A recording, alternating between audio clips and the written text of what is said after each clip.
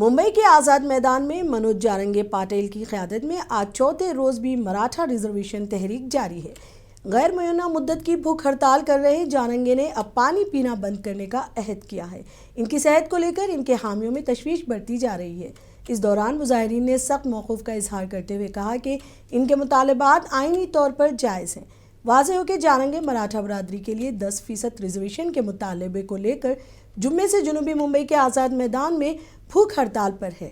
वो चाहते हैं कि मराठा तबके को दिगर पसमानदा तबक़ात ओबीसी में शामिल ज़राई बरादरी कुंबी के तौर पर तस्लीम किया जाए ताकि उन्हें सरकारी मुलाजिमतों और तालीम में रिजर्वेशन हासिल कर सके।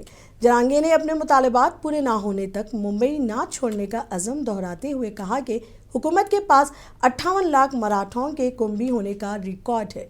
हाई कोर्ट के रिटायर्ड जज संदीप शिंदे की क़यादत में एक वफ़द से मुलाकात के बाद भी जारंगे के मौक़िफ़ में कोई नरमी नहीं आई है।